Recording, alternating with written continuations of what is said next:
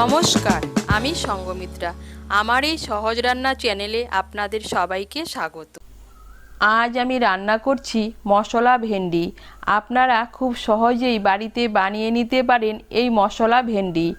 ভাত, রুটি, লুচি, পরোটার সঙ্গে খেতে কিন্তু খুব ভালো লাগে। আপনাদের যদি এই রেসিপিটি ভালো লাগে তাহলে লাইক এবং শেয়ার করবেন, আর রেসিপিটি কেমন হয়েছে কমেন্ট করে জানাবেন। আরও নতুন নতুন রেসিপি পাবার জন্য চ্যানেলটিকে অবশ্যই সাবস্ক্রাইব করবেন। রান্নাটা আমি সাদা তেলে করছি, তাই প্রথমে কড়াইতে দিয়ে দিচ্ছি সাদা তেল। তেলটা গরম হলে প্রথমে এর মধ্যে আমি পেঁয়াজের পাপড়িগুলো ভেজে নেব। আমি একটা মাঝারি সাইজের পেঁয়াজের পাপড়িগুলো ছাড়িয়ে নিয়েছি।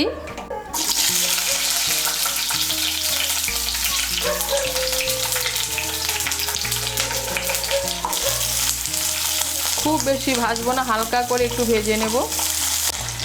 এই দেখুন, পেঁয়াজের পাপড়িগুলোকে হালকা করে ভেজে নিয়েছি। এখন এগুলোকে তুলে নিচ্ছি। এই তেলের মধ্যে ভেন্ডিগুলো ভেজে নেব। আমি এখানে 200 গ্রাম ভেন্ডি নিয়েছি।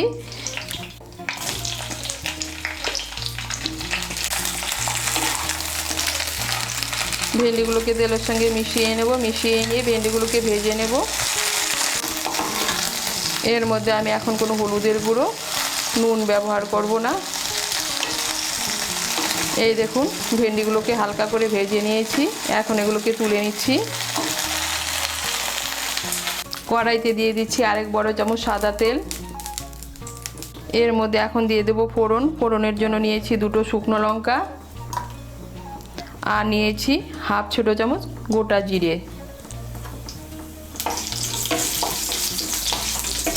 ফোড়নটা দিয়ে একটু নাড়াচাড়া করে নিয়ে এর মধ্যে দিয়ে দেবো কেটে রাখা পেঁয়াজ।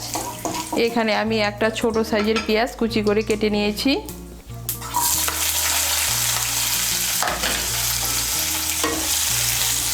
পেঁয়াজ কুচিটাকে লাল করে ভেজে নেব। পেঁয়াজ কুচিটাকে লাল করে ভেজে নিয়েছি। এর মধ্যে দিয়ে দেবো টমেটো কুচি। এর মধ্যে দিয়ে দিচ্ছি মাঝারি সাইজের একটা টমেটো কুচি।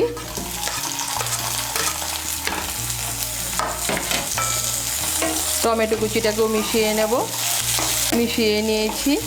এখন এর মধ্যে দিয়ে দেবো আদা বাটা, রসুন বাটা।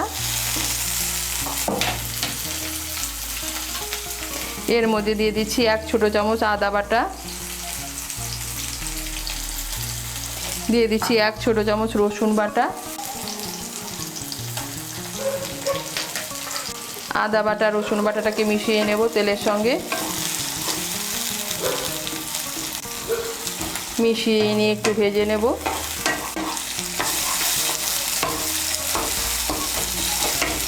এই দেখুন, আদা বাটা, রসুন বাটাটাকে একটু তেলের সঙ্গে মিশিয়ে নিয়ে ভেজে নিয়েছি। এখন এর মধ্যে দিয়ে দেবো গুঁড়ো মশলা। গুঁড়ো মশলার মধ্যে নিয়েছি 1 ছোট চামচ হলুদের গুঁড়ো, 2 ছোট চামচ লঙ্কার গুঁড়ো, 2 ছোট চামচ জিরের গুঁড়ো, আর 1 ছোট চামচ ধনের গুঁড়ো।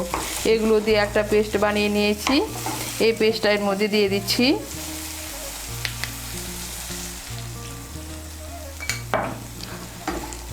দিয়ে দেবো স্বাদ মতো নুন।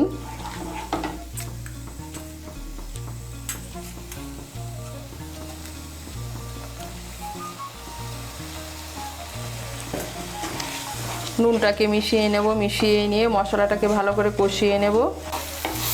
এই দেখুন, মশলাটাকে ভালো করে কষিয়ে নিয়েছি। এখন এর মধ্যে দিয়ে দেব টক দই। এখানে আমি 2 বড় চামচ টক দই নিয়েছি। টক দইটাকে সামান্য একটু নুন দিয়ে ভালো করে ফেটিয়ে নিয়েছি। এটা এর মধ্যে দিয়ে দিচ্ছি। টক দইটাকে ভালো করে মিশিয়ে নেব। মশলার সঙ্গে মিশিয়ে নিয়ে মশলাটাকে আরেকটু কষিয়ে নেব। এই দেখুন, দইটাকে মিশিয়ে নিয়ে মশলাটাকে আরেকটু ভালো করে কষিয়ে নিয়েছি। এখন এর মধ্যে দিয়ে দেবো ভেজে রাখা ভেন্ডিগুলো। ভেন্ডিগুলোকে মিশিয়ে নেব। মশলার সঙ্গে মিশিয়ে নিয়ে ভেন্ডিগুলোকে আরেকটু মশলার সঙ্গে কষিয়ে নেব। এই দেখুন, ভেন্ডিগুলোকে মশলার সঙ্গে মিশিয়ে নিয়ে একটু কষিয়ে নিয়েছি। এখন এর মধ্যে দিয়ে দেবো জল। আমি মশলার বাটিগুলো ধুয়ে এর মধ্যে হাফ কাপ গরম জল দিচ্ছি।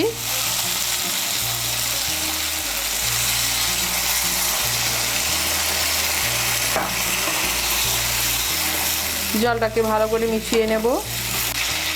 মিশিয়ে নিয়েছি। এখন এর মধ্যে দিয়ে দেবো ভেজে রাখা পেঁয়াজের পাপড়িগুলো।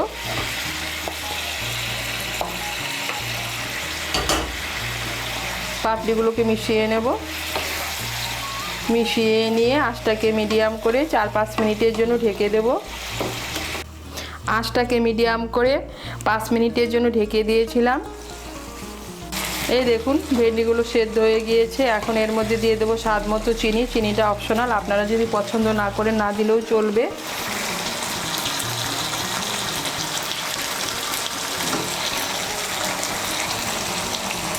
দিয়ে দেবো গরম মশলার গুঁড়ো। এর মধ্যে দিয়ে দিচ্ছি হাফ ছোটো চামচ গরম মশলার গুঁড়ো। চিনি আর গরম মশলার গুঁড়োটাকে ভালো করে মিশিয়ে নেব।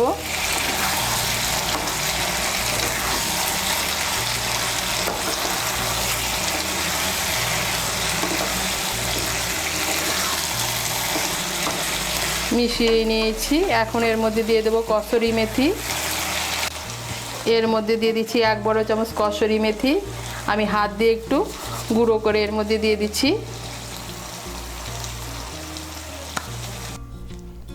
কসুরি মেথিটাকে ভালো করে মিশিয়ে নেব। মিশিয়ে নিলেই তৈরি মশলা ভেন্ডি।